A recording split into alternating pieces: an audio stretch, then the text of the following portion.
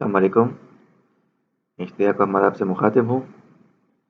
इस video lecture में हम मिनरल ट्रांसपोर्ट के मुतालिक पढ़ेंगे, जो वेरियस मैकेनिज़्म इस्तेमाल होते हैं एलिमेंट्स के ट्रांसपोर्टेशन के लिए।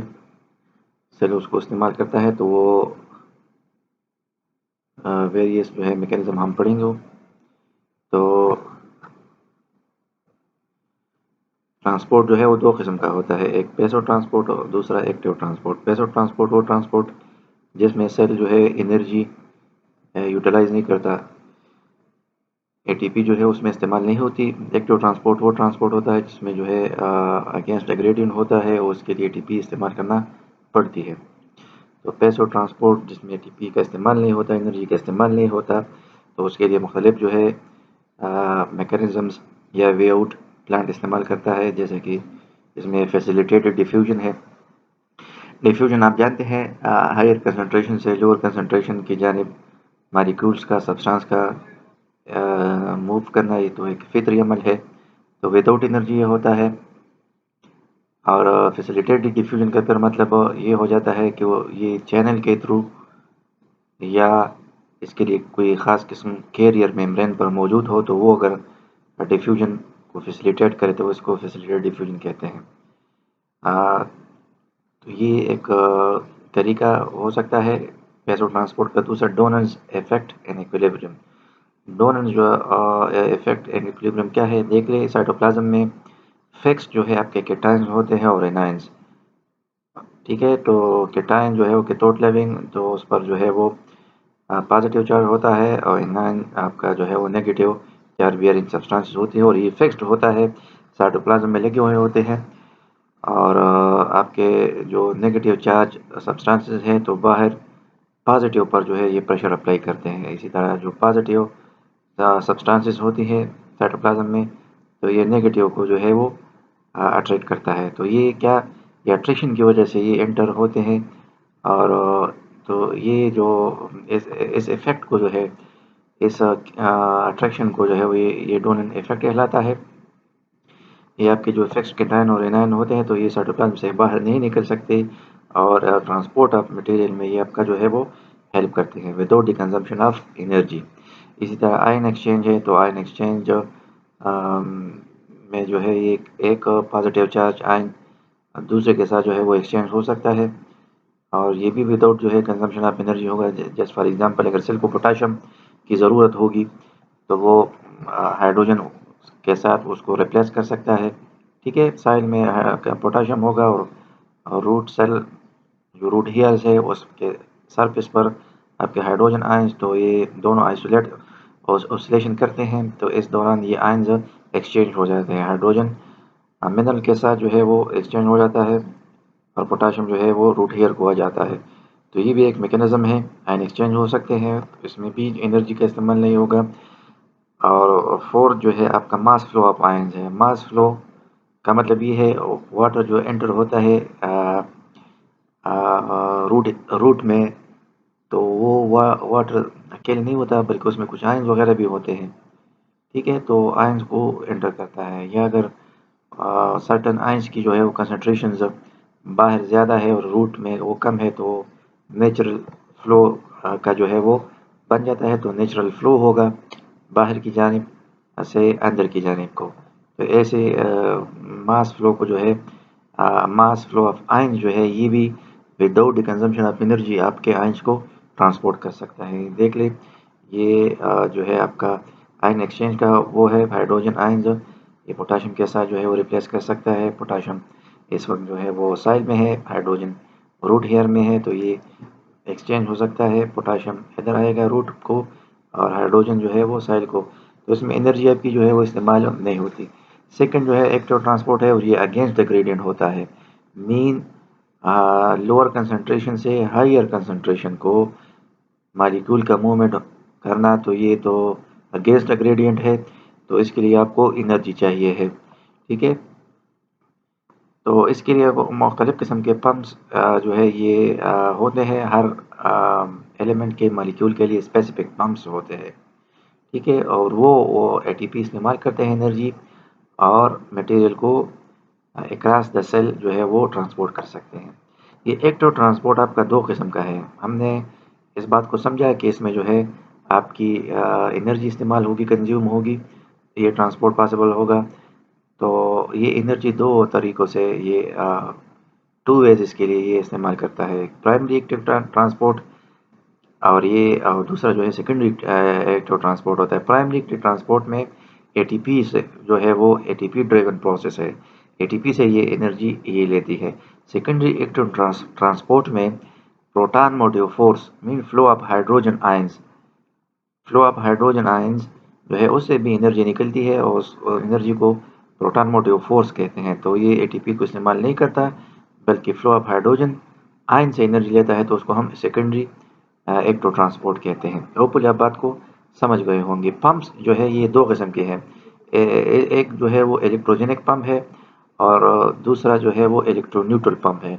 इलेक्ट्रोजेनिक पंप्स वो है जो कि आयंस को ट्रांसपोर्ट करते हैं और ट्रांसपोर्ट जो है वो क्या होता है, इम्बैलेंस होता है। मीन्स एक आयन को ले लेते हैं और दूसरे आयन को जो है वो एक आयन को एक जगह से ले लेते हैं और सेल वगैरह को वो ट्रांसपोर्ट कर देते हैं, तो बाहर उस आयन की कमी हो जाती है और वहाँ चार्ज जो है डेवलप होता है। ठीक है, तो इसको इलेक्ट्रोजेनिक पंप कहते हैं।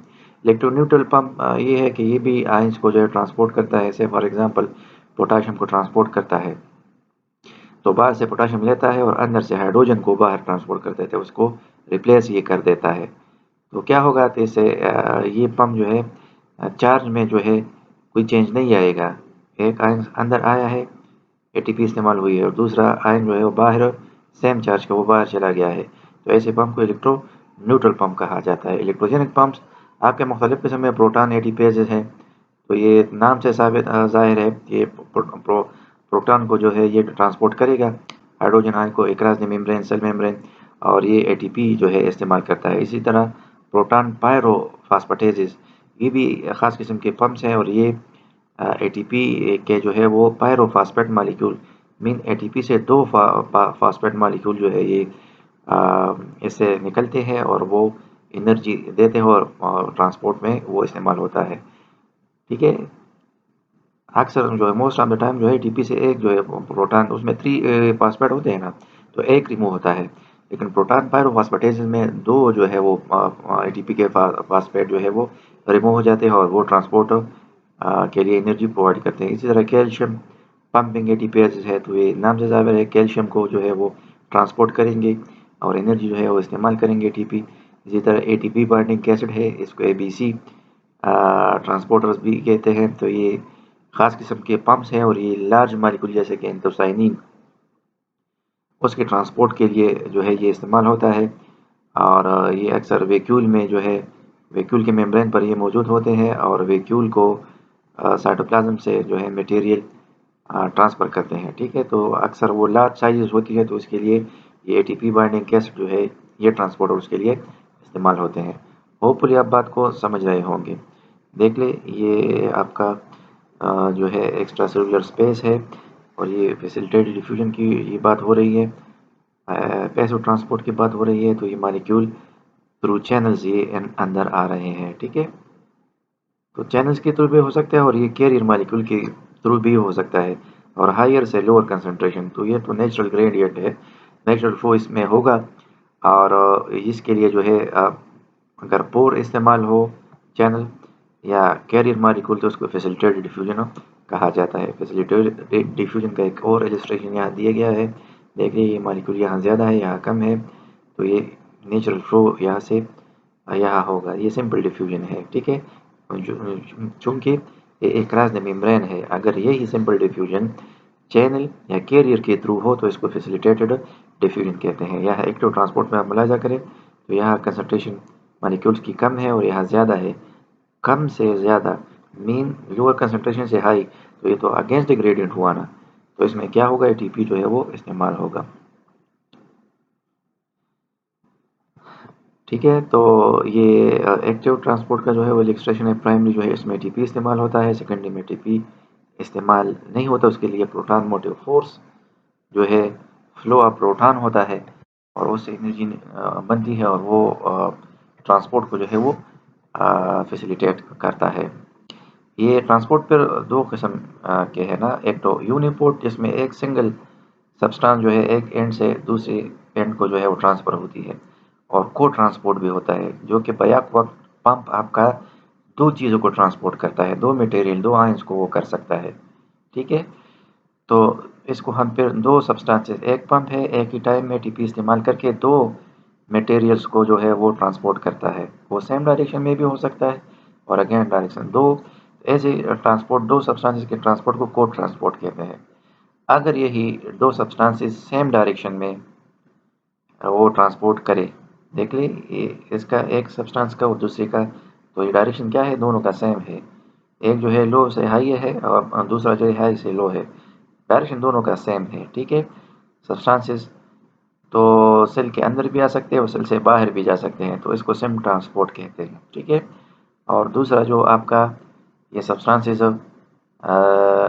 अगर दो सब्सटेंसेस ट्रांसपोर्ट हो, एक का जो है डायरेक्शन एक साइड पर हो मेम्ब्रेन के और दूसरा उसके अगेंस्ट हो हाई से, तो ये क्या का ये ट्रांसपोर्ट को ट्रांसपोर्ट इंटीपोर्ट ट्रांसपोर्ट जो है वो कहलाएगा। भाई ये बात आप इसको समझिए, सेकेंडरी ट्रांसपोर्ट से रिलेटेड है, इंटीपोर्ट और सेमपोर्ट।